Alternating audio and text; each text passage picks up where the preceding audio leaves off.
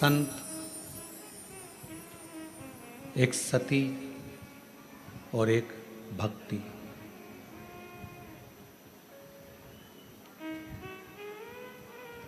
ये तीन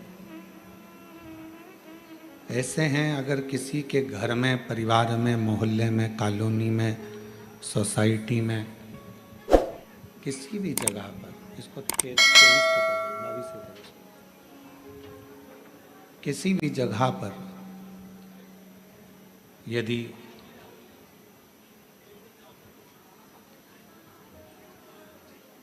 भगवान शिव की ये सब सामान बेटा बांटने का बाहर बांटो ना, जो लोग धूप में खड़े हैं यहाँ रखकर करोगे क्या? जो धूप में खड़े हैं घंटों से उनको दीजिए।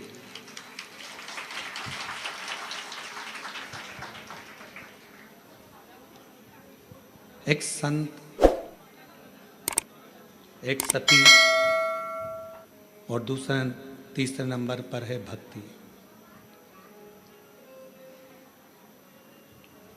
जिस गांव में, जिस नगर में, जिस शहर में, जिस कॉलोनी में, जिस परिवार में संत जैसा स्वभावी कोई मनुष्य हो, पतिव्रता धर्म का पालन करने वाली कोई सती नारी हो, या कोई भक्ति में डूबने वाला कोई मनुष्य हो, परिवार का कोई अंग हो, तो निश्चित है उस गांव को, उस परिवार को, उस कुल को, उस क्षेत्र को कभी कोई बर्बाद नहीं कर सकता है, क्योंकि वहाँ या तो संत विराजमान है, या सती विराजमान है, या भक्ति विराजमान है। संत का स्वभाव क्या है? आप कैसे पहचानोगे कि ये संत है, या साधु है, या सन्यासी है, या तपस्वी है, या साधक है? एक महात्मा का श्रेष्ठ लक्षण क्या है? जिसकी आत्मा नित्य प्रति भगवान के भजन में, भगवान के कीर्तन में, भगवत नाम में आत्मा नाचती रहे। ये इंद्रियां भले नाचें ना नाचें, हाथ अपने घूम रहे हैं ना घूम रहे हैं, पांव हमारे घूम रहे हैं ना घूम रहे हैं, हमारे नेत्र घूम रहे हैं ना घूम रहे हैं, हमारी जिह्वा घूम रही है ना घूम रही है, उससे मूल नहीं है। जिसकी आत्मा अंदर से नाचने लगे, आत्मा भगवान की अविरल भक्ति में झूमने लगे, आत्मा भगवान शंकर की अविरल भक्ति में रमने लगे, समझ लेना वही जगत में महात्मा है, और वही महात्मा का सबसे बड़ा लक्षण है। भीतर से आत्मा संतुष्ट नहीं।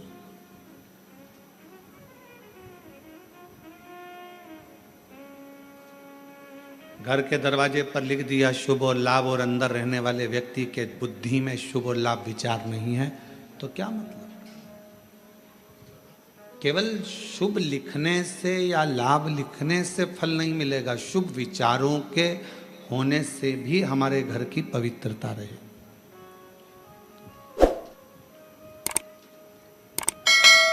हमारे मन की पवित्रता को शुभ विचारों से ही श्रेष्ठ किया जा सकता है।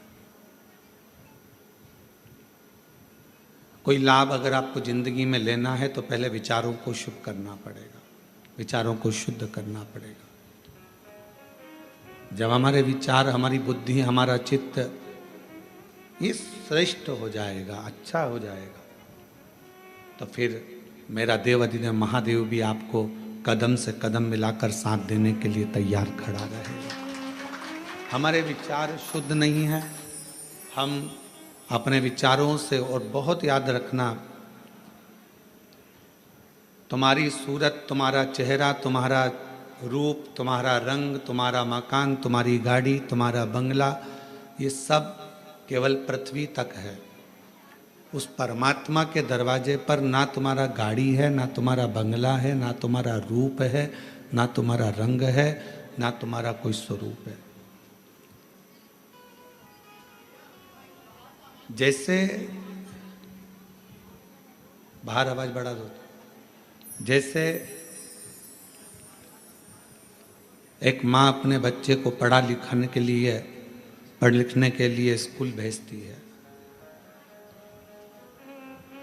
और माँ सुबह जब बच्चे को तैयार कर कर स्कूल भेजती है तो माँ ये कामना कर कर भेजती है कि मेरा बच्चा 2 बजे, 5 बजे, 3 बजे स्कूल से 12 बजे वापिस लौट कर आए। जैसा मैंने भेजा है वैसा ही मेरी बच्चा है।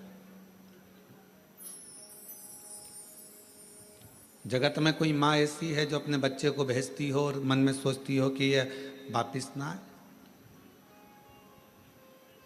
प्रत्येक माँ जगत की अपने बच्चे को स्कूल भेजती है तो ये विचार कर कर भेजती है कि मेरा बच्चा वापिस लौट कर आए, और जैसा मैंने भेजा है वैसा कि वैसा ही मेरी औलाद, मेरी संतान वापिस आए।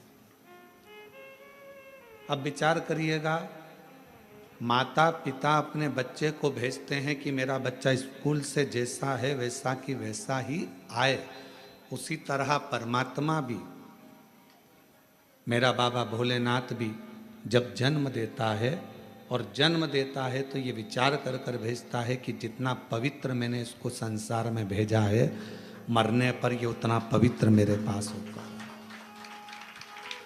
जितना पवित्र मैं इसको भेज रहा हूं, निर्मल मन से, हृदय से, चित्त से, अपने निर्मल स्वभाव से एक बच्चा जब जन्म लेता है तो उसका स्वभाव कोई कपटी नहीं होता। एक बच्चा जब जन्म लेता है तो उसका स्वभाव कभी बेकार नहीं होता। एक बच्चा जब जन्म लेता है तो उसका स्वभाव कपटी नहीं होता, बेकार नहीं होता, वो छल करना नहीं जानता। बस जैसे परमात्मा ने एक बच्चे को जन्म दिया, उसका मन एकदम साफ है, शुद्ध है, उसके मन में कोई भेद नहीं है, उसके मन में कोई कपट नहीं है, उसके मन में कोई बेईमानी नहीं है, छल नहीं है। भगवान भी चाहता है जैसा मैंने तुझे भेजा स्कूल वैसा कि वैसे ही लौट कर आना, जैसा मैंने तुझे भेजा संसार में वैसा ही लौट कर मेरे पास आना, जैसा मैंने भेजा है तुझे। एक अविरल भक्ति के साथ संत, सती और भक्ति, कौन कौन है? 3, संत, सती और भक्ति। ये 3 अगर हमारे घर के अंदर इन 3 में से एक भी है, जरूरी नहीं कि कोई कपड़े बदल लेगा तो संत हो जाएगा, कोई माला पहन लेगा तो संत हो जाएगा, कोई जटा बढ़ाएगा तो संत हो जाएगा। संत का ये लक्षण नहीं है। संत का लक्षण है कि जहां रह रहा है, जिस स्थान पर रह रहा है, जहां वो है, वहां रहकर अविरल भक्ति को धारण करना। अविरल भक्ति, जहां वो निवास करे उस अविरल भक्ति को धारण करे। संत का लक्षण है संसार की बातों से, संसार की मोह माया से, संसार के सारी दुनिया के संसार के सुख से, भोग से दूर है, वो संत।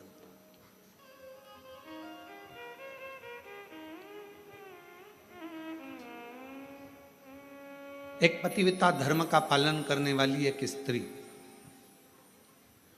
एक नारी अपने घर में रह रही है, परिवार का भरण पोषण में लगी है, बच्चों को पालने में लगी है। एक माँ ने एक प्रश्न किया, इन्हीं पत्रों में है, अभी आगे हम उसको पढ़ेंगे।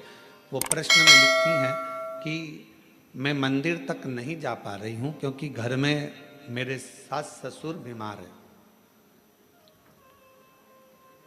फिर उसने पत्र में लिखा कि मैं पहले मंदिर जाती थी, अब नहीं जा पा रही हूँ क्योंकि मेरे सास ससुर बीमार हैं, पति को खदान में काम पर जाना पड़ता है, बच्चों को स्कूल जाना पड़ता है, तो क्या अब मैं पूजन शिवजी की मंदिर में कैसे करूं? तो मेरा उस बहन से जिसने पत्र लिखा है, उस बहन से इतना ही कहूँगा कि आप मंदिर नहीं जा सकते, अपने सास ससुर की सेवा कर रहे हो, परिवार की सेवा में लगे हो, ये भी मेरे शंकर की सेवा ही है, ये भी मेरे शिव की सेवा। और दूसरा, आपका मन करता है कि मैं मंदिर नहीं जा पा रही हूँ, मेरे मन में खलबली है मंदिर ना जाने की, तो अपने घर में जो शंकर भगवान का शिवलिंग है, अपने घर में जो शिवलिंग विराजमान है, उसकी सेवा करो, उसको जल चढ़ा लो, उसकी आराधना कर लो, मंदिर में पूजन के बराबर ही फल प्राप्त होगा। आप उस सेवा में तो लोग सास ससुर की भी सेवा कर रहे हो। पंडरीनाथ में हरि विठ्ठल विराजमान है, किसके लिए आए थे? पौंडलिक के लिए। पौंडलिक ने करा क्या था? अपने माँ बाप की सेवा, अपने माता पिता की सेवा। वो तो कभी मंदिर में नहीं गया, ना वो कभी शिवालय गया, ना देवालय गया, ना मंदिर गया, केवल माँ बाप की चरणों की सेवा कर रहा था। इतनी सेवा में लीन हो गया कि भगवान हरि विठ्ठल को आकर, पांडुरंगा नारायण को आकर दर्शन देना पड़ा। इतना कीचड़ हो रहा था कि वहाँ पौंडलिक ने एक ईंट फेंक दी और उस ईंट के ऊपर भगवान दोनों हाथ कमर पर रखकर खड़े हो गए, हरि विठ्ठल खड़े हो गए, उसका इंतजार करते रहे। भगवान कह रहे हैं तू आ, मेरा दर्शन कर ले। वो कहता है पहले माँ के चरण दबा रहा हूँ, पिता के चरण दबाऊंगा, फिर तुम्हारे से मिलने के लिए आऊँगा। बाद में भगवान से मिलने के लिए आया तो भगवान ने पूछा, पौंडलिक तेरी सेवा से मैं प्रसन्न हूँ, मांग तुझे क्या चाहिए? उसने कहा बस इतनी कृपा कर दो, जो अपने माता पिता की सेवा करे उसको तुम ऐसे ही दर्शन देते रहना, करुणा करते रहना, ऐसे ही कृपा।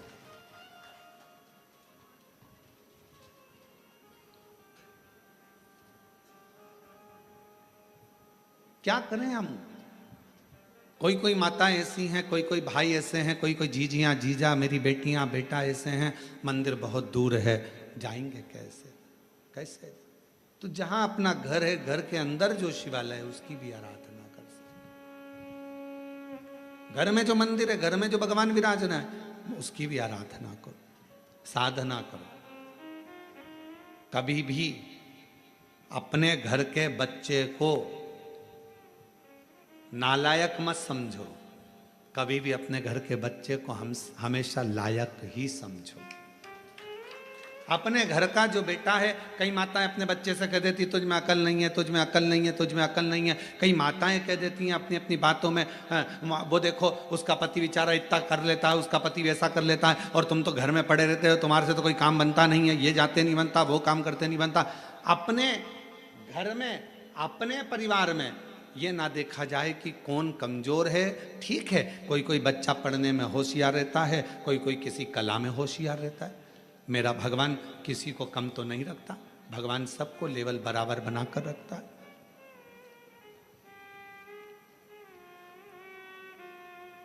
पांच उंगलियां पांचों बराबर नहीं हो सकती। अगर पांचों बराबर हो जाए तो ये मुष्टिका बंध नहीं सकती। इसलिए इस मुष्टिका को बांधने के लिए पांच उंगलियों को भी परमात्मा ने अलग अलग बनाया है, किसी को छोटी, किसी को बड़ी, किसी को मंजली, किसी को संजली बनाया।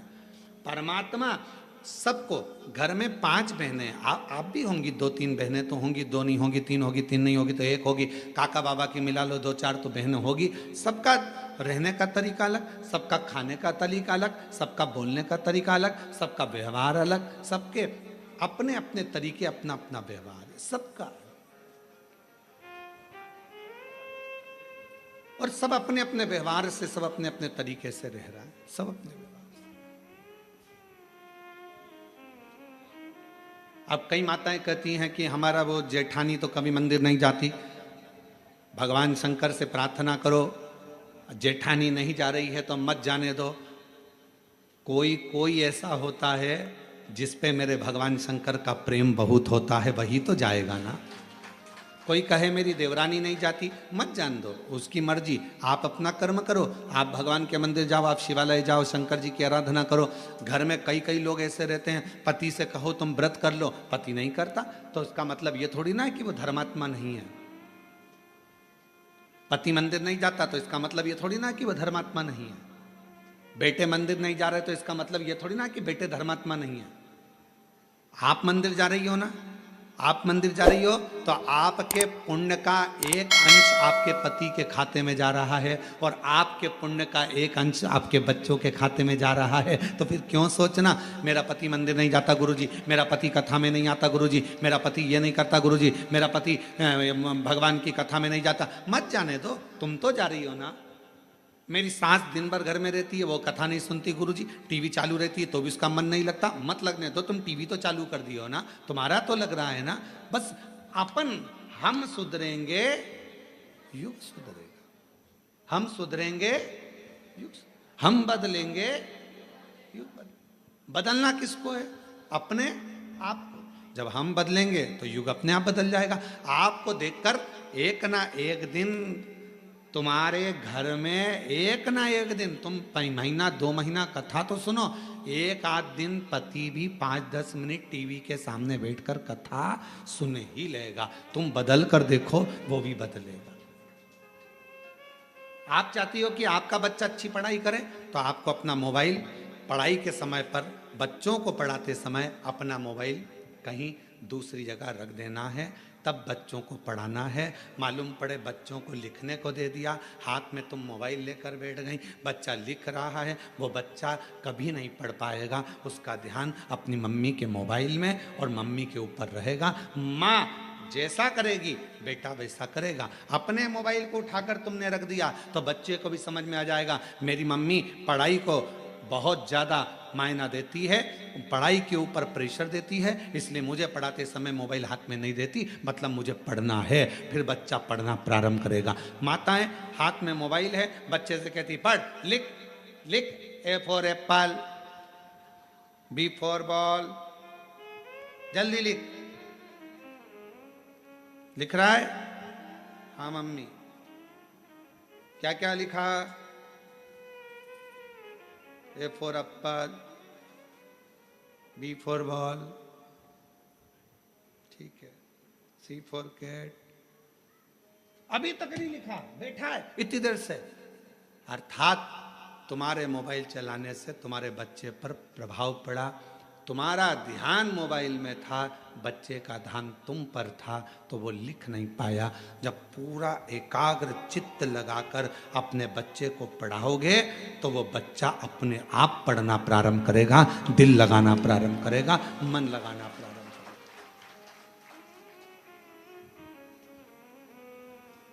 हम जब पढ़ते थे उस समय पर 2 तरह के क्वेश्चन आते थे, और हमारे साथ पढ़ने वाले आप सब भी हो। ऐसा नहीं कि आप कोई बहुत ओल्ड हो या न्यू हो, सब हमारे साथ के हो। हमारी जीजी हो, हमारे जीजा हो, बहन हो, तो हमारे साथ के ही हो। हमारे समय पर 2 तरह के क्वेश्चन आते थे। एक क्वेश्चन आता था ऑब्जेक्शन, मतलब जैसे कहते थे कि एक प्रश्न के बहुत सारे उत्तर लिखे होते थे, 4 तरह के उत्तर लिखे रहते थे, और उसमें बताना पड़ता था कि इसमें से कौन सा उत्तर सही है, वो लिख। और दूसरा 10 नंबर का, 3 नंबर का, 4 नंबर का, 5 नंबर का, 15 नंबर का, और कोई कोई क्वेश्चन निबंध लगभग 20 नंबर या 19 नंबर का जाता था। अब समझदार कौन कहलाता था? जो छोटे छोटे जो क्वेश्चन है, छोटे छोटे क्वेश्चन है कि एक प्रश्न दे दिया, मटके में पानी है, गिलास है, मटका है, गगरा है, बाल्टी है, 4 ऑप्शंस दिया, उसमें से एक सिलेक्ट करना है। अब जो व्यक्ति पढ़ने में होशियार नहीं है, वो 4 में से एक छांटने में अपनी बुद्धि लगा रहा है, अपना विवेक देख रहा है कि मैं इसमें से क्या लिखूं, क्या हो सकता है। और वो कितने नंबर का? आधा नंबर का, मात्र आधा नंबर। और उसने पूरा समय वो जो क्वेश्चन थे उसमें छांटने में कि इसमें मटका लिख दूंगा, इसमें ये लिख दूंगा, फिर सोचा गलत हो गया, पीछे वाले ने इशारा करा 3 नंबर मतलब तीसरा, फिर किसी ने इशारा करा 1 नंबर, 1 नंबर, उसने फिर काटा, फिर लिखा, अर्थात वो उसमें रम रहा है, उसमें विचार कर रहा है। और एक बच्चा जो पढ़ने में होशियार था, उसने ये कमजोर कमजोर प्रश्न तो बाद में देखे, सबसे पहले जो मेन प्रश्न थे जिसमें 19 number, 15 number, 5 number, 7 number, 8 number, जो श्रेष्ठ श्रेष्ठ नंबर आ सकते थे, हमारे स्कूल में भी और हमने हमारे कॉलेज में भी यही करा। अपने जो मूल प्रश्न थे जिस पे अधिक नंबर मिल सकते थे, हम सबसे पहले उसी को हल करते थे, और बाद में अगर समय बचता था तो आधे आधे नंबर को देखते थे। मूल होता है कि अपने ध्यान को एक प्रश्न में जिस पर नंबर ज्यादा हैं उस पर केंद्रित करना, अपने प्रश्न पर ध्यान को केंद्रित करना।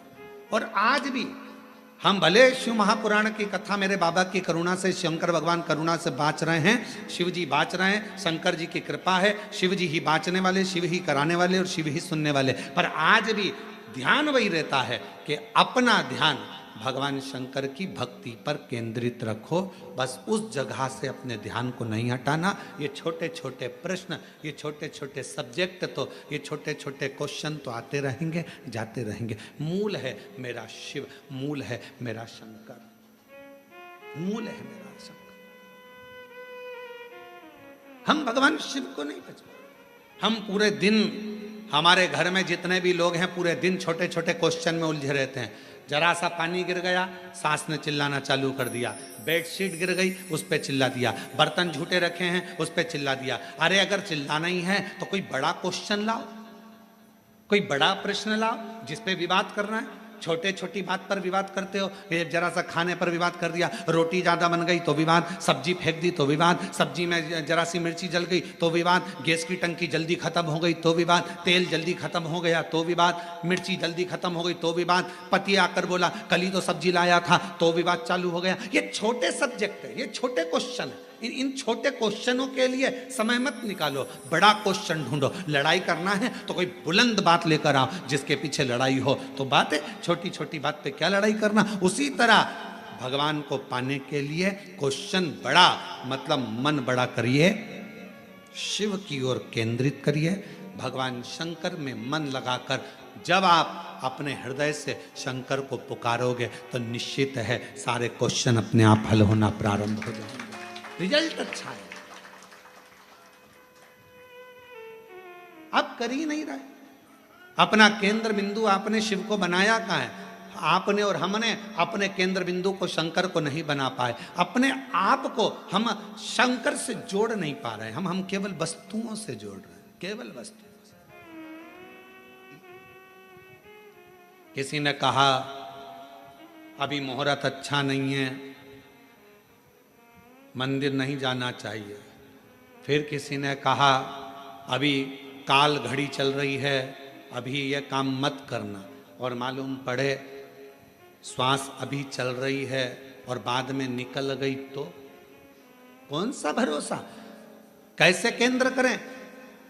शंकर भगवान का एक नाम काल अधिपति महाकाल है। सबकी घड़ी बदल देता है, सबका समय बदल देता है, सबका चक्र बदल देता है, सबका काल बदल देता है। उसको महाकाल कहते हैं। अगर कोई कहे ये समय अच्छा नहीं, वो समय अच्छा नहीं, मेरे महाकाल बाबा का नाम लो और कदम आगे बढ़ाते चल जाओ, अपने आप सफलता मिलना प्रारंभ हो जाएगी। बोल बम का नारा है, महाकाल का नाम लो और आगे बढ़ते चले जाओ, शिव का नाम लो आगे बढ़ते चले जाओ, शंकर का नाम लो आगे बढ़ते चले जाओ।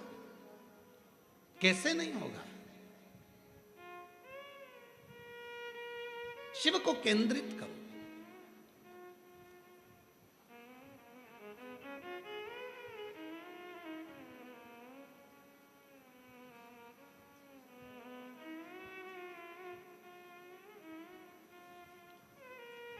एक हमारे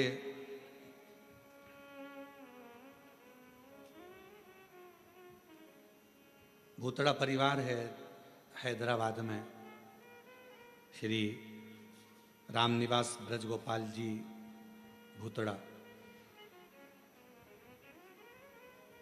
एक बार वो मिलने के लिए आए और उन्होंने कहा, गुरुजी बहुत मन है हैदराबाद में शिव महापुराण की कथा हो, पर व्यवस्था कैसे हो, इतना भीड़ आता है, इतना पब्लिक आता है, इतना भाग्यनगर में कथा होना और इतना भीड़। हमने कहा, भूतड़ा जी क्यों चिंता करते हो, बाबा पर भरोसा रखना, माता पिता पर भरोसा रखना, उनके आशीर्वाद पर भरोसा रखना, तो जिंदगी में ऐसा नहीं कि आप शिव महापुराण की कथा नहीं करवा पाओगे, जरूर करवा पाओगे। और यहाँ पर भी बैठे हैं यजमान परिवार, हमारे को रोज लेकर आते हैं। उन्होंने कहा, गुरुजी साहू परिवार है, एक वो अग्रवाल परिवार है, और ये लोग कहे हमने सोचा था केवल कि कभी जजमान बनेंगे। शिव महापुराण की कथा कहती है, अच्छा विचार, अच्छी सोच, अच्छा कर्म, अच्छा क्रम, यह हमारे जीवन को एक आनंद देता। देखिए जरा कथा में माँ जगत जननी अम्बा माँ, माता पार्वती जी आज अपने स्नान के लिए जाती हैं। तन पर उपटन लगा और तन पर उपटन लगा हुआ है, पूरा शरीर उपटन से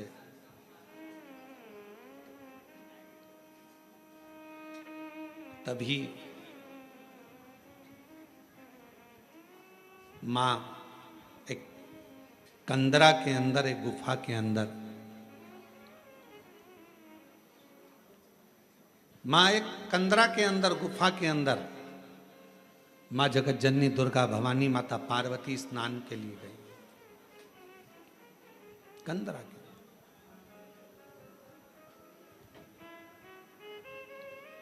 तन पर उपटन है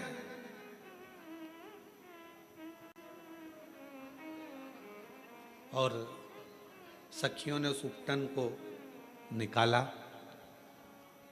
उपटन निकालकर एक सुंदर सा पुतला माँ जगत जननी पार्वती जी ने बनाया। थोड़ा ध्यान देना, फिर निवेदन करेंगे। आज कथा की शिवरात्रि है, अर्चन बहुत रहेगी, पर ध्यान लगाकर कथा को सुनना। 7 दिन की कथा में सबसे मूलता का दिन छठा होता है, बहुत ध्यान दीजिए, सावधानी पूर्वक श्रवण करिए।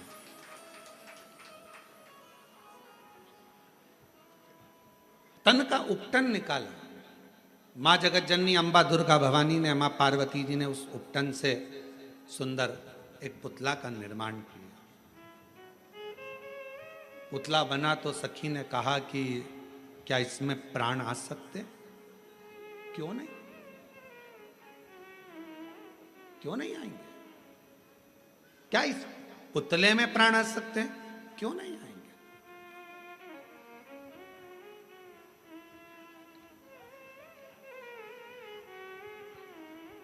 इसमें प्राण आने में दिक्कत क्या है? कई बार जो प्रश्न माता पार्वती जी के जीवन में आया, वही प्रश्न आपके जीवन में भी आता है। जितने ऑनलाइन कथा सुन रहे हैं, बड़ी सावधानी से सुनिएगा। जो प्रश्न माता पार्वती जी के सम्मुख में आया, क्या इस पुतले में प्राण आ सकते हैं? कई बार ऐसा प्रश्न आपके सामने आकर खड़ा हो जाता है, क्यों मम्मी तुम कथा सुनती हो, शिव जी के मंदिर जाती हो, क्यों तुम भगवान की आराधना करती हो, क्या ऐसा हो सकता है? तब माता पार्वती जी के सामने प्रश्न आया, क्या इस पुतले में प्राण आ सकते हैं? पार्वती जी ने बिना सोचे समझे बिल्कुल कह दिया, हाँ प्राण आ सकते हैं। इसको कहते हैं विश्वास, इसको कहते हैं भरोसा। अब कोई आपसे कहे कि क्यों ये ऐसा हो सकता है क्या? क्यों मम्मी मैं डॉक्टर बन सकता हूँ? कल एक बच्ची, हम जब मिल रहे थे सब लोगों से, तो एक बच्ची कह रही थी मुझे आईएएस ऑफिसर बनना है। मैंने कहा बेटा क्यों नहीं बन सकते? आईएएस ऑफिसर भी तो आपके बीच के हैं, क्यों नहीं बन सकते? आप मेहनत तो करो, पढ़ाई तो करो, परिश्रम तो करो। अपनी मेहनत को, अपने पढ़ाई को, अपनी परिश्रम को जब 4 तो आईएएस ऑफिसर भी बन जाओगी। उसने कहा गुरुजी बिल्कुल सही में, हाँ आप एक दिन बन जाओगी, आप मेहनत तो करो। पार्वती जी के सामने भी प्रश्न आया, क्या इस पुतले में प्राण आ सकते हैं? पार्वती जी ने बिना सोचे, जो विश्वास जब पक्का होता है, भरोसा जब दृढ़ होता है, तो मुख से निकल जाता है, बिल्कुल प्राण आ सकते हैं। क्यों नहीं आए? कई माताएं अपने अपने बच्चों को लेकर आती हैं, पति को लेकर आती हैं, किसी का हाथ नहीं चलता, किसी का पाँव नहीं चलता, किसी का शरीर नहीं चलता, तो वो कई बार प्रश्न करती हैं, क्यों गुरुजी, ये मेरा बेटा बोलने तो लगेगा, ये मेरा बेटा चलने तो लगेगा? हम भी अपने पूर्ण भरोसे पर कहते हैं बिल्कुल। जब कई बच्चे दौड़ने लगे, कईयों का कैंसर ठीक हो गया, कईयों की किडनी ठीक हो गई, किसी का लीवर ठीक हो गया, किसी का थायराइड, किसी का शुगर, किसी का बीपी, किसी के 30 साल शादी को हो गए, किसी के 25 साल शादी को हो गए, उनको औलाद हो गई, तो इसको नहीं हो सकता? सब होगा।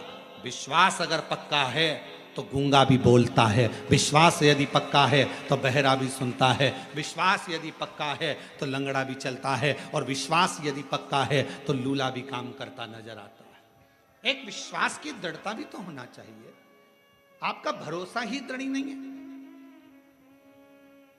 और जितने शिव भक्त कथा को श्रवण कर रहे हैं, जितने शंकर जी के भक्त इस पवित्र कथा का लाभ ले रहे हैं, जितने ऑनलाइन कथा सुन रहे हैं, जितने कोरबा की इस पवित्र धरा पर बैठकर कथा सुन रहे हैं, अपनी बुद्धि में एक बात बिठा लेना, अगर शंकर भगवान को एक लोटा जल चढ़ाते हो, शिव जी की आराधना करते हो, और तुम्हारा पति, तुम्हारे बच्चे, तुम्हारे घर के लोग तुमसे कहें ऐसा हो सकता है मम्मी, क्यों नहीं हो सकता? होगा। एक शब्द मुंह पर आना चाहिए, ना शब्द नहीं, हाँ होगा। तो मम्मी ये हो जाएगा, होगा, क्योंकि शंकर जी पे लोटा भरकर जल चढ़ाने वाले की एक ना एक दिन वाणी भी सिद्ध हो जाती है, वाणी भी सिद्ध हो जाती है। शिव महापुराण की कथा कहती है, प्रतिदिन तुलसी, जैसे प्रतिदिन तुलसी खाने वाले का, प्रतिदिन तुलसी का पान करने वाले का, तुलसी को लेने वाले का, जैसे बेलपत्र प्रतिदिन खाने वाले का, जैसे शंकर भगवान पे चढ़े हुए जल का रोज आचमन करने वाले की वाणी एक दिन सिद्ध हो जाती है, सिद्ध वाणी हो जाती है। और वो जो बोलता है, जो वो बोलती है, वो पूर्ण होता ही है, वाणी सिद्ध होती है।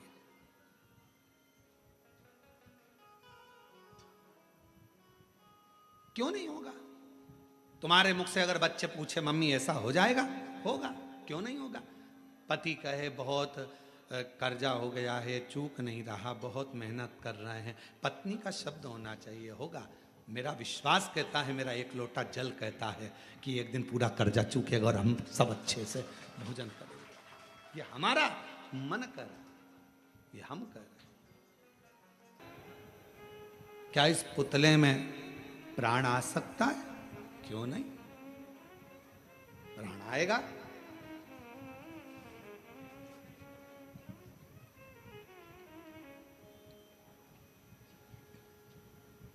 पुतले में प्राण आएगा, सही में। हां, पार्वती जी ने हाथ जोड़े, विश्वास पक्का है, मन चंगा तो कठोते में गंगा, मन चंगा होना चाहिए।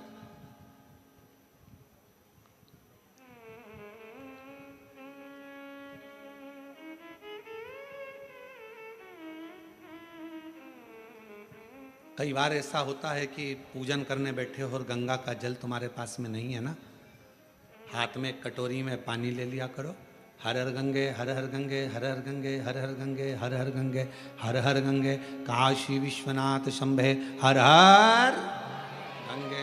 गंगा का आह्वान करा करो, गंगा मैया गंगा मैया गंगा मैया, याद करो, याद। पहले के समय में एक बात कहते थे, थोड़ी सी भी वो हिचकी चलती थी, तुरंत कह देते बेटी याद कर रही है, माँ याद कर रही है, भाई याद कर रहा है। हिचकी चलने पर हाथ में कटोरी में जल लो और गंगा का आह्वान करो, हर हर गंगे हर हर गंगे हर हर गंगे हर हर गंगे हर हर गंगे, काशी विश्वनाथ शंभे हर हर गंगे। जो गंगा का आह्वान करा वो सादा जल नहीं रहेगा, उस जल को पीकर देखो और जो कटोरी में जल है उसको पीकर देखना, दोनों में अंतर हो जाएगा, क्योंकि गंगा भाव से उस कटोरी के अंदर प्रकट हो गया, भाव से। और कोई कहे गुरुजी ये कैसे हो सकता है, तो मीराबाई का चरित्र निकाल कर देखो। कौन थे मीराबाई के गुरु? मीराबाई के गुरु कौन थे? चमड़े का जूता बनाते थे संत रविदास जी, चर्मकार थे, चर्मकार थे। ये दुनिया के लोगों ने, आज के जमाने में दुनिया के लोगों ने अपनी अपनी गादी को प्राप्त करने के लिए, सिंहासन को प्राप्त करने के लिए हमारे सनातनियों को तोड़ रहे हैं जातियों में। ये दुनिया के लोग आज के समय में जातियों में सनातन धर्म को तोड़ने का प्रयास कर रहे हैं। मेरे शास्त्र कहते हैं, हमारे पुराण कहते हैं कि कहीं पर भी भेद नहीं है। मनु शत्रुपा की संतान ब्राह्मण भी है, मनु शत्रुपा की संतान क्षत्रिय भी है, मनु शत्रुपा की संतान वैश्य भी है और शूद्र भी। ब्राह्मण, क्षत्रिय, वैश्य, शूद्र, ये सभी मनु शत्रुपा के। आप भी मनु शत्रुपा के, हम भी मनु शत्रुपा के। सारा संसार जितने मनुष्य का दर्शन कर रहे हो, सबकी माता पिता, सबके पूर्वज एक ही हैं, मनु और शत्रुपा। उन्हीं के संतान आप और हम सब हैं, उन्हीं के संतान।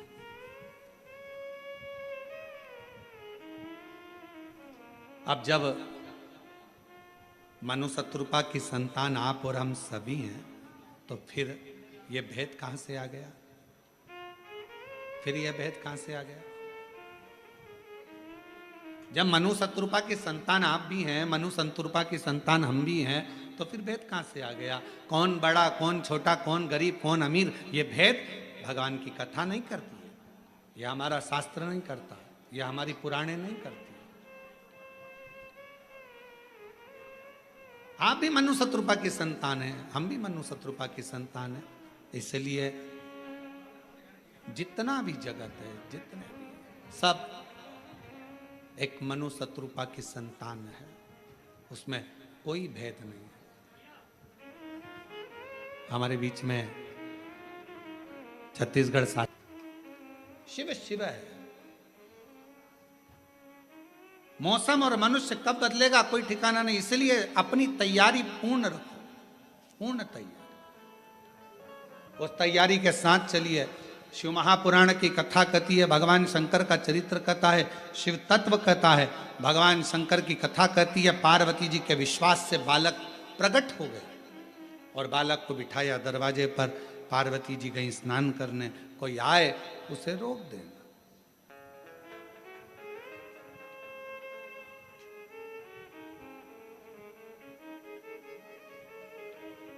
भगवान देवाधिदेव महादेव का आगमन हुआ।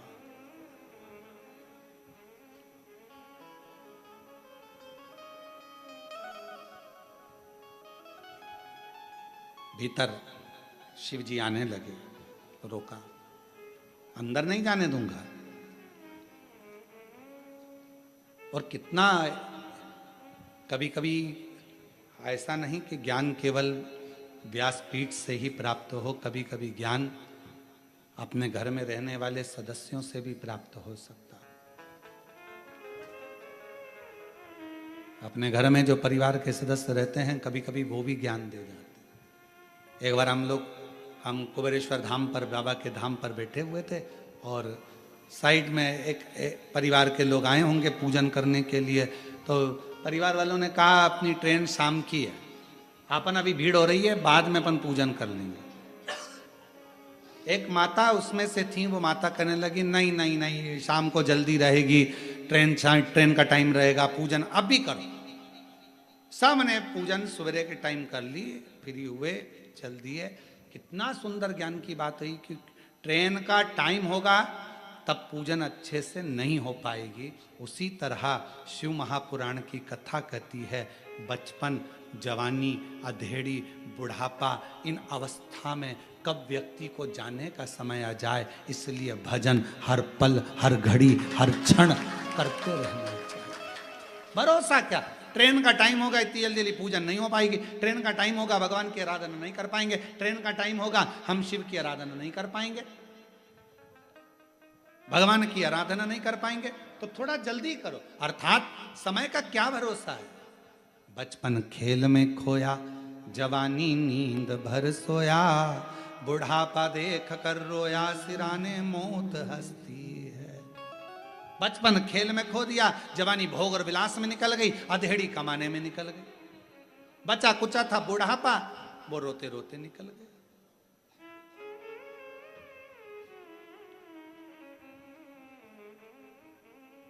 छत्तीसगढ़ में बाज पक्षी के दर्शन होते हैं क्या? बाज के, चील चील होते हैं? अच्छा, जो बाज पक्षी होता है ना, उसकी उम्र होती है लगभग 70 से 100 साल। कितने साल का होता है? उसकी पूरी उम्र होती है 100 साल। बाज पक्षी की, चील की उम्र होती है। पर 40 वर्ष की अवस्था जब बाज पक्षी की आती है तो उसके जो शरीर है, कंधे हैं, पंख हैं, वो काम करना बंद कर देते हैं। 40 वर्ष की अवस्था जब बाज पक्षी की होती है, चील की होती है, उसकी चोंच काम करना बंद कर देती है, उसके नख काम करना बंद कर देते हैं, उसका पंख उड़ना बंद कर देता है। क्यों? 40 वर्ष की आयु में बाज पक्षी के मरने की तड़फन जैसी उम्र हो जाती है कि वो 40 वर्ष की आयु में एक समय, 6 महीने का एक समय ऐसा आता है उस बाज पक्षी का कि उसको तड़पना पड़ता है, मरने के लिए मौत को मांगता है। मौत। 2 चीजें रहती है बाज पक्षी के पास में 40 वर्ष की उम्र के बाद, या तो वो मर जाए या संघर्ष कर कर आगे, जम के बोलो, आगे बढ़ जाए। 40 वर्ष की अवस्था में बाज पक्षी के पास 2 चीजें रहती है, या तो वो मर जाए या फिर आगे बढ़ जाए। तो जो समझदार पक्षी होता है वो घुट घुट कर मरने की जगह एक ऊंचे कहीं पहाड़ पर जाता है, जंगल में जाकर अपनी चोंच को पत्थरों से घिस घिस कर, पत्थरों पर टोच टोच कर चोंच को तोड़ देता है। दर्द तो वैसे भी होना है मरने का उसको, क्योंकि वो जब शरीर के सारे अंग बेकार हो जाएंगे तो तड़फेगा तड़फेगा, मरेगा, सड़ेगा। तो उसने सोचा कि क्यों ना चोंच तोड़ दो, चोंच तोड़ देता। फिर वो बाज पक्षी अपने हाथों से अपने पंखों को नोच नोच कर तोड़ देता है। फिर वो पक्षी अपने नखूनों को पत्थर से तोड़कर तोड़ देता है। केवल हड्डी का ढांचा रह जाता है, आंखों से केवल देखता रहता है, शरीर पर कोई पंख नहीं रहता, मांस का लोथड़ा रहता है। शरीर इतना बेकार हो जाता है, तड़पता है, मौत जैसा तड़पन होती है, तड़पन। पर आखिरी में वो हिम्मत करता है। 6 महीने निकल जाते हैं, नए पंख फिर आ जाते हैं, फिर नखून आ जाते हैं, फिर चोंच काम करना प्रारंभ कर देती है, फिर वो ऊंचा उड़ने लगता है, फिर वो शिकार करने लगता है। उसके हृदय का विल पावर, उसका बल उसको पुनः जीवित कर देता है, पुनः जीवित। अब कई लोग ऐसे, किसी से बात करो तो कहते हैं अरे गुरुजी अब तो उम्र हो गई। हमने पूछा कितनी हो गई तुम्हारी? तो कहा गुरुजी अब तो 50-55 60 के हो गए और 60 आने वाला है, अब तो बुढ़ापा आने वाला है। हम कहें तो क्या करोगे? बाज पक्षी से सीखना चाहिए। 40 50 60 60 कितना मर रहा है, तड़प रहा है, तो भी मौत के करीब जाने पर भी हिम्मत नहीं हार रहा है। कई लोग कहते हैं अरे गुरुजी बहुत परेशान हो गए संसार से, अब तो मर जाएं तो अच्छा, हम क्या मरना ही हर चीज का हल है? बच्चे कहते हैं पढ़ाई में, एक बच्चे ने शिव शिव है, शंकर शंकर, ये कैसे हो सकता है? कई बार सोचने में आ जाता है, कई बार विचारणीय हो जाता है कि एकदम इतने ऊंचे पद पर पहुंच जाना, इतने ऊंचे पद पर बैठ, ये सोचा ही नहीं था। पर तेरी कृपा का क्या है भरोसा, कब किस पर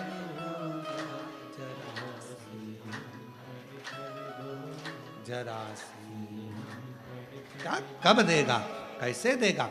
मेरे ओ घरदानी, मेरे शंकर भगवान, मेरे त्रिकालदर्शी, मेरे कैलाशी, मेरे भगवान नित्य कृपा करने वाले। सामने भगवान शंकर हैं, शीश कटने का बारी है, त्रिशूल उठा लिया, मेरे मार्ग से हट जा, मेरे मार्ग से हटो, हटते नहीं। आखिरी में मेरे शंकर भगवान ने त्रिशूल उठाकर शीश काट दिया। विनायक का शीश कटा, वो शीश मां जगत जननी की गोद में जाकर गिरा। मां क्रोध में लाल हो गई, मेरे पुत्र को मैंने इसको पुत्र वश, भले पुतला था उसमें प्राण तो मैंने दिए हैं, ये तो मेरी संतान है। यहां सिद्ध करा गया है, जब हम 23 जुलाई को पार्थिव शिवलिंग का पूजन करेंगे, आप और हम, पूरा भारत, पूरा देश, पूरा विश्व पार्थिव शिवलिंग की पूजन शाम को 7 बजे मिट्टी का शिवलिंग बनाकर जब हम अपने घर में करेंगे, दुनिया की दृष्टि में यह रहेगा कि यह पार्थिव शिवलिंग है, मिट्टी का शिवलिंग है। परशु महापुराण की कथा कहती है, जब भगवान का आवाहन कर कर, ध्यान कर कर, पंचाक्षर मंत्र नमः शिवाय कहकर, षडाक्षर मंत्र ओम नमः शिवाय कहकर, श्री शिवाय नमस्तुभ्यम कहकर जब हम पार्थिव लिंग का निर्माण करते हैं, तो केवल वो पार्थिव लिंग नहीं रह जाता, वो सहस्त्रेश्वर शिवलिंग हो जाता है। शंकर भगवान स्वयं उसमें आकर विराजमान हो जाते, स्वयं शिव बैठ।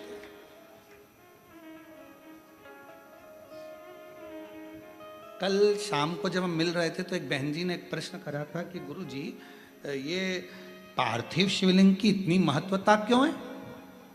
श्रावण के महीने में शिवरात्रि का इतना महत्व क्यों है? श्रावण के महीने की शिवरात्रि की इतनी महत्वता, और वो भी पार्थिव शिवलिंग के पूजन पूरा देश करता है, ऑनलाइन पूजन, इतनी महत्वता क्यों? हम निवेदन करना चाहेंगे, श्रावण के महीने में शिवरात्रि के दिन जब हम पार्थिव शिवलिंग बनाते हैं, मिट्टी जो होती है ना, वो धूल होती है, कण कण कण कण, बहुत बारीक बारीक कण होते हैं उसमें, बहुत बारीक बारीक कण। जब हम सबको जोड़कर एक शिवलिंग बना देते हैं, उसमें करोड़ों करोड़ों कण मिट्टी के होते हैं जिनको हम जोड़ते हैं, और एक एक कण में मेरे शंकर का वासा होता है। जब हम करोड़ों कण को एक साथ जोड़कर सावन की शिवरात्रि के दिन पूजन करते हैं, तो केवल एक शिवलिंग की पूजन नहीं मानी जाती, करोड़ों शिवालयों की पूजन एक साथ हो जाती है। करोड़ों शिवलिंग की पूजन, ना जाने कितने असंख्य शिवलिंग ऐसे होते हैं। पूरी पृथ्वी भगवान शंकर के शिवलिंगों से भरी पड़ी है, भगवान शंकर के शिवालय से भरी पड़ी है। पृथ्वी को कहीं से भी खोद कर देखोगे, उसमें कोई मूर्ति मिले ना मिले, पर मेरे शंकर भगवान का कंकर, मेरा शंकर उसमें से जरूर प्रकट होगा, क्योंकि पूरा ब्रह्मांड शिव का था, शंकर का। ये बाकी के सारी मूर्तियां तो बाद में बनी है, पहले तो केवल एक ही था, देव अधिदेव महादेव। पहले तो एक ही थे, फिर धीरे धीरे जब त्रेता आया, फिर द्वापर आया, ये सारी मूर्तियों का निर्माण फिर बाद में धीरे धीरे होता, पर प्रथम में तो मेरा शंकर केवल एक भगवान शंकर का शिवलिंग ही पूरी दुनिया में था। शंकर भगवान का शिवलिंग ही पूजा जाता था, इसके सिवाय भगवान शंकर के शिवलिंग की ही आराधना होती थी, शंकर भगवान का। क्योंकि पूरे ब्रह्मांड में कहीं पर भी खोद लो, शिवालय मिलेगा ही, शंकर मिलेगा ही। कुबेरेश्वर धाम की इतनी महत्वता क्यों है? क्यों वहां पर कंकर शंकर की पूजन होती है?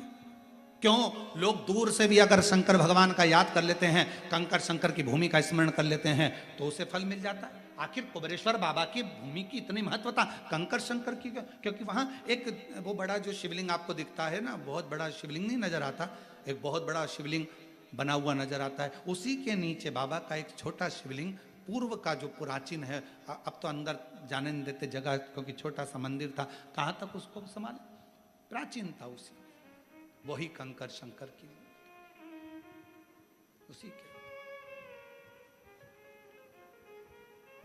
और वहां का कंकर, जिस भूमि पर सर्प ही सर्प रहते थे, कोई उधर साइड जाता नहीं था, कंकर शंकर के रूप में वहां का एक भी कंकर यदि आपके हाथ में है, आप उसकी आराधना कर रहे हो, वो आपको फल प्रदान करता ही है। उसको कंकर शंकर की धरा कुबरेश्वर धाम कहते हैं। 12 ज्योतिर्लिंग का मध्य बिंदु, नित्य आनंद कराने। और आज लाखों लोग प्रतिदिन कावड़ चढ़ा रहे हैं। 6 अगस्त को आप और हम भी कावड़ चढ़ाएंगे बाबा के धाम में।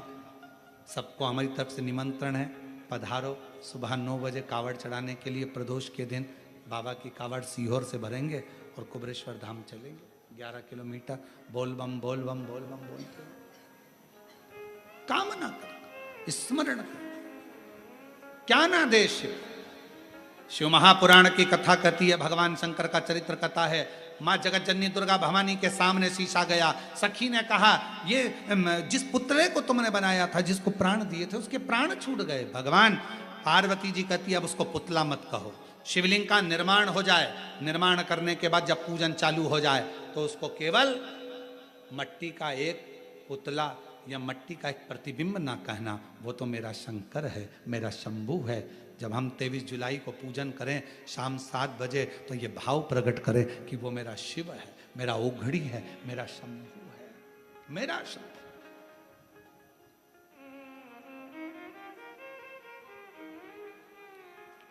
उसको पहचानो।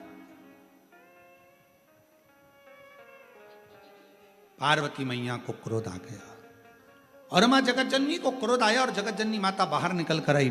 भगवान शिव के सामने कहने लगी, जिसने इस बालक को मारा है उसको जीवित करे, नहीं तो पूरे ब्रह्मांड को मैं तोड़ दूं।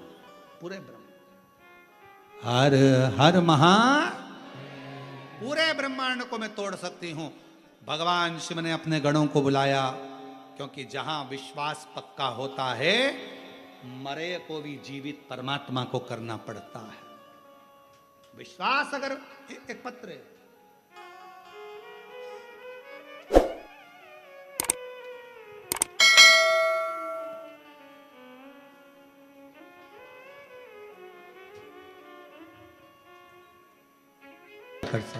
शंभु शिव शिव है, शंभु शंभु है। अच्छा, बच्चे हमारे पास में आते तो डर के मारे रोने लगते, कहीं बाबा हमको बाबा ना बना दे। उनको भी भय लगने लगे तो। पर शिव का, शंकर भगवान का प्रसाद है, शिव की करुणा है, उसकी उदारता है कि लुटा दिया भंडार काशी वाले, कर दिया माला माल, जो जैसी भावना लाया वो वैसा ही नहीं, खाली उसे लौटाया वो मन ही मन हर्षा, और कर दिया माला माल काशी, लुटा दिया भंडार।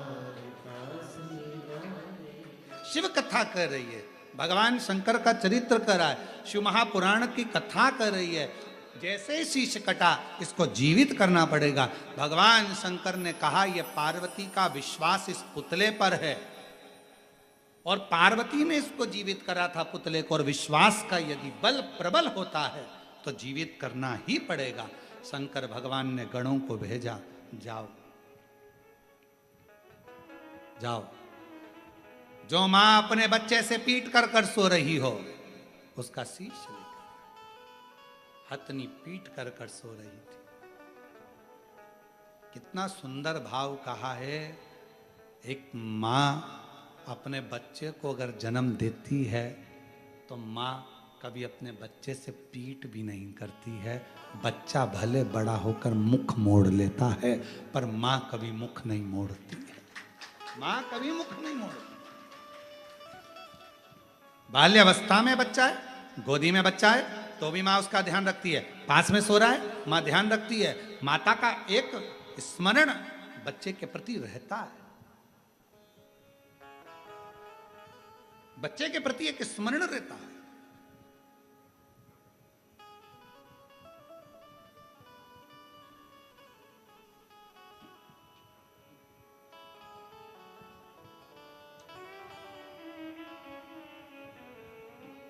महाराज, शिव महापुराण की कथा में जैसे वर्णन आता है कि मन चंगा कठोते में गंगा, जैसे मीराबाई के गुरु संत रविदास जी हैं, और उन रविदास जी के पास मीराबाई जब एक बार गई और मीराबाई ने जाकर कहा, गुरुदेव चलो, मैं गंगा के घाट पर, तुम मेरे गुरु हो, तुम्हारा झोपड़ा बना देती हूँ, कुटिया बना देती हूँ। संत रविदास जी ने मना कर दिया, मीरा मैं गंगा के घाट क्यों जाऊं, गंगा मेरे पास आती है।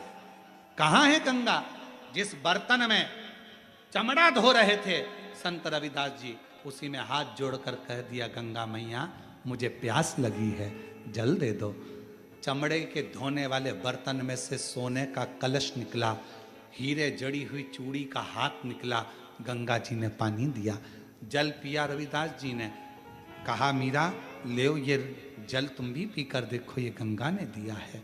मीरा ने चरण पकड़ लिए, गुरुदेव अगर सच्चा गुरु होना तो कठोते में भी गंगा को ला सकता है, और नहीं तो पूरी जिंदगी गंगा को ढूंढा करते हैं, पूरा जीवन ढूंढते हैं। मन की पवित्रता रखो, मन की शुद्धता रखो। अगर मन पक्का है, विश्वास पक्का है, और विश्वास की अगर दृढ़ता है, तो भगवान विनायक को भी भगवान शंकर जी जाओ लेकर आओ। गए चकित भय सुनकर कैलाशी, करूं जीवित में अविनाशी। गणों से यूं बोले वाणी, शीघ्र ही लाओ कोई प्राणी। जिसे भी पैदा तुम पाओ, मनुष्य या पशु हो ले आओ। तुरंत बन जाए शीश गज लाए, दिया जुड़वाए। खुशी की माने सुत धन की, गजानंद असुर निकंदन। आरती गिरजानंदन की, गजानंद असुर निकंदन।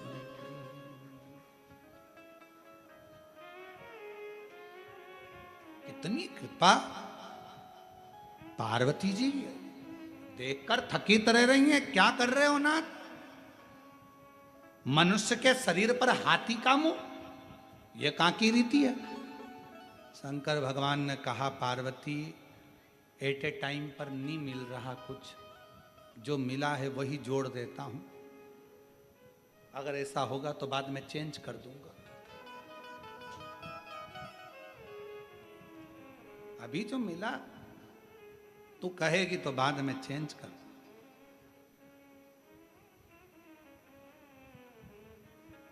दुनिया के लोग कहते हैं कि हमारे देश ने सबसे पहली प्लास्टिक सर्जरी हमारे देश ने करी, और लोगों ने ताली पीटी। भारत वालों को छाती ठोक कर कहना चाहिए, पहली प्लास्टिक सर्जरी मेरे शंकर भगवान ने सबसे पहले करी थी अपने ससुर की। काय का सिर लगाया था? बकरे का। और दूसरे नंबर पर करी थी अपने पुत्र श्री गणेश जी महाराज की, हाथी का लगाया।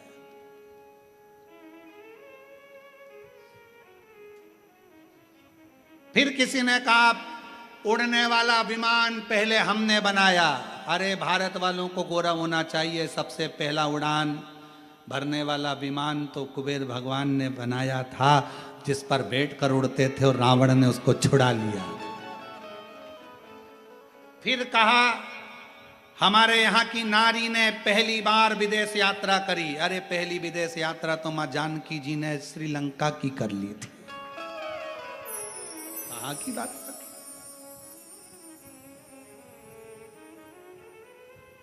भारत माता की गोद में जन्म लेने वाला एक एक बच्चा, भारत माता की गोद में जन्म लेने वाली एक एक बच्ची, भारत माता की गोद में जन्म लेने वाला एक एक व्यक्ति कोई साधारण नहीं है। यहाँ भारत माता की गोद में जो जन्म लेता है वो स्वयं ही आनंद में रहने वाला और विद्वत्ता की खान होता है। विद्वत्ता की खान। अमेरिका में कोई मरा उसको एक्सपायर कहते हैं, जापान में मरा एक्सपायर, डेड बॉडी, मर गया। पर भारत में अगर कहीं का बेवड़ा भी मर जाता है तो उसको स्वर्गवासी कहते हैं। स्वर्गवासी। अगर कितना मदिरा पीता था, कितना गलत काम करता था, बेकार से बेकार काम करा, तो भी उसके नाम के आगे लिखाया स्वर्गवासी। मतलब भारत की भूमि पर अगर कोई प्राणों को त्यागता है तो वो कहीं भटकता नहीं है, स्वर्ग मिल जाता है। वो कहीं इधर उधर नहीं जाता, कहीं नहीं जाता। ये भारत माता की गोद है, भारत भूमि है। जीवित करा भगवान श्री गणेश जी महाराज को।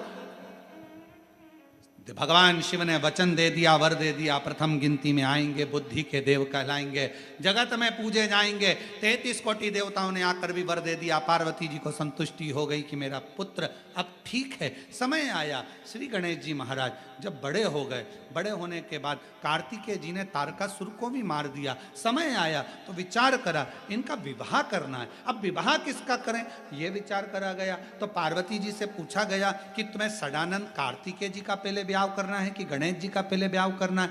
माँ इतनी चतुर होती है, ये देख लेती है जिसका धंधा पानी कम हो, जो दिखने में थोड़ा सा कमजोर हो, पहले इसकी शादी कर देते हैं। बाकी का जो नौकरी में लगा हुआ है, अच्छी जॉब कर रहा है, देखने का भी हैंडसम है, उसको तो लड़की कोई भी दे देगा। अब सदानंद कार्तिकेय और गणेश जी में पार्वती जी से पूछा गया कि इन दोनों में विवाह किसका करना है, बताओ।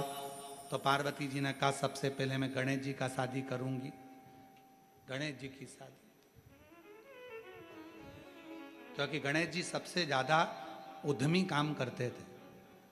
इनको कह दिया था सबके घर में मंगल कार्य के लिए प्रथम निमंत्रण इन्हीं को दिया जाएगा। इनको जो भी शादी में बुलाता था, उनके घर के शादी के कपड़े उनके चूहे काट के आ जाते थे। तो गणेश जी का विवाह पहले करा जाए, लड़की ढूंढी जाए। देव ऋषि नारद को बुलावा भेजा भगवान शंकर जी ने। पार्वती जी ने पूछा नारद जी को क्यों बुलाया, कि लड़की ढूंढेगा। इतने में पार्वती जी बोली इसको तो खुद नहीं मिली, इनको तो खुद नहीं मिली है, ये कहां से ढूंढेंगे। पार्वती जी से शिव जी ने कहा नहीं नहीं ढूंढेंगे, नारद जी जाओ मेरे बेटे के लिए लड़की ढूंढो, शादी करना है। ढूंढने गए, प्रजापति विश्वरूप जी की सुंदर कन्या थी, बड़ी सुंदर कन्या, 2 थी। नारद जी ने कहा कन्या का विवाह करना है, हाँ। कैसा वर चाहिए, कहा मेरी लड़कियों को मीठा बड़ा खाने का शौक है, लड़का ऐसा हो जिसको मीठा प्रिय हो। नारद जी ने कहा बिल्कुल वैसा ही है। मेरी बेटी अंदर भोजन बनाए, नाक ऐसी हो कि सूंघ कर अंदर आ जाए। का नाक की तो पूछो ही मती, पक्की नाक वाला है, इतनी लंबी है कि कह नहीं सकते। मेरी बेटियां बहुत धीमा बोलती हैं, कान ऐसे हो कि सुन ले। नारद जी ने कहा कान सूपे के बराबर है, सुनने में भी आगे है। मेरा दामाद ऐसा हो एक जगह पर बैठ जाए तो लगे कि कोई बैठा है। नारद जी ने कहा ऐसा ही है, ऐसा है। एक बार बैठ जाता है तो उठता ही नहीं 10 दिन तक, फिर अनंत चतुर्दशी पे ही उठता है 10 दिन बाद। अच्छा, मेरा दामाद ऐसा हो वैसा हो, तो फिर कहा कि बेटी का ब्याह कैसा, तो कि एक लड़का ऐसा मिल जाए जिससे दोनों बेटी की शादी कर दूं। तो नारद जी ने कहा एक बेटा है। तो कहा कौन, तो कहा शंकर जी के पुत्र। कौन, गणेश जी। हाँ, रिद्धि सिद्धि से पूछना पड़ेगा, उनको राजी है। रिद्धि सिद्धि से पूछा तुम ब्याह को राजी हो, कहा ठीक है, आन दो बारात। और जो गणेश जी की बारात चली महाराज, इतने चूहे, इतने चूहे, इतने चूहे सब दूर भरा गए। बारात बाद में खाती, जो भोजन बना था वो सब चूहे खा गए। बड़े आश्चर्य में पड़ गए। पहुंचे, मंगल विवाह हुआ, सुंदर। भगवान श्री गणेश जी महाराज की शादी हो रही है, मंगल विवाह हुआ है। सभी को भगवान गणेश जी के विवाह की बहुत बहुत बधाई हो।